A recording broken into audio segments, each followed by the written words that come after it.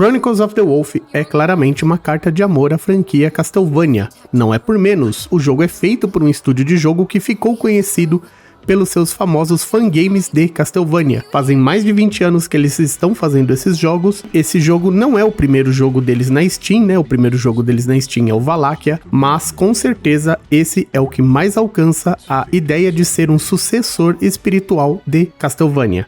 Vou explicar melhor aqui no review do Geek Intensifies. You have trained hard for many years, and it is time to put your skills to use. Don't be shy. Come closer.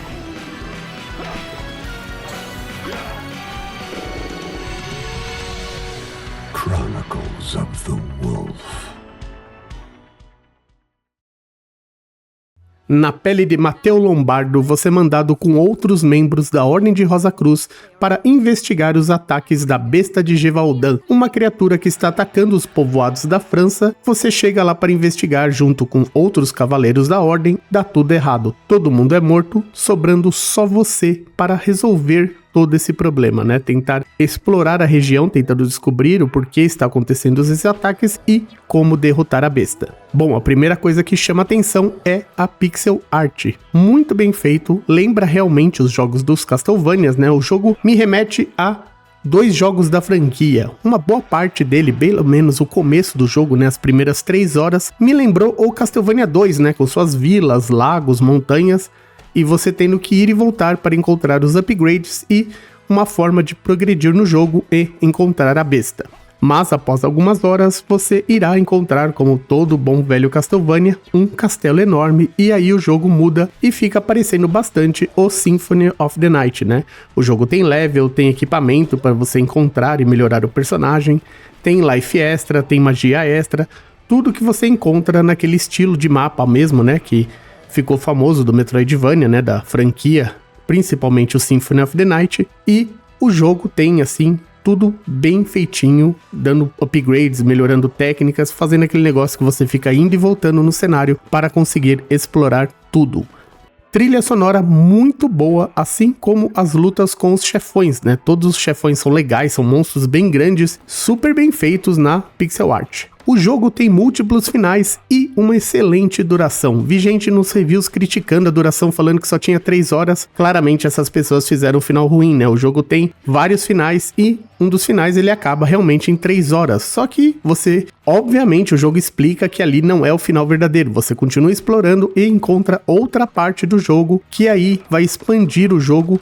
E para conseguir fazer tudo, né? O jogo tem um final secreto que você precisa encontrar algumas chaves. Para liberar o final secreto, eu levei 14 horas. Um ótimo tempo para um jogo nesse estilo. Fora isso, problemas não encontrei nenhum. Nenhum bug, nenhuma crashada. O jogo rodou liso do começo ao fim. Obviamente ele é super leve, né? Não é um jogo pesado, então vai rodar em qualquer máquina. Você não precisa ter uma máquina super poderosa para rodar. E o jogo está em todos os consoles Xbox, PlayStation e Nintendo Switch. Todos custando R$ 59,99, tirando, obviamente, o PlayStation, que sempre cobra o dobro aqui para nós brasileiros. O motivo, eu não faço ideia, não entendo, ninguém reclama e continua assim faz anos.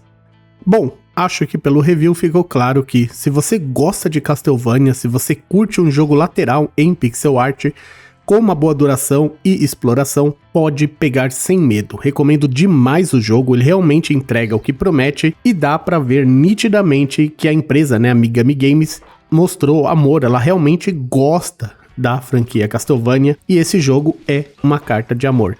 Como nossa querida Konami esqueceu que ela fazia Castlevania, né, a gente já está há quase uma década sem um jogo grande assim da franquia. É muito legal que empresas indies entreguem pra gente um jogo nos moldes. Eu vou ser sincero, eu achei esse jogo mais interessante, por exemplo, que o próximo Bloodstained, que mostraram lá, porque eu não gosto da ideia dele ser 3D, eu não gosto daquele jogo poligonal. Eu prefiro pixel art, pode me chamar de saudosista, velhaco, mas eu acho que assim dá um charme a mais. Então, entre pixel art e 3D, eu prefiro a pixel art.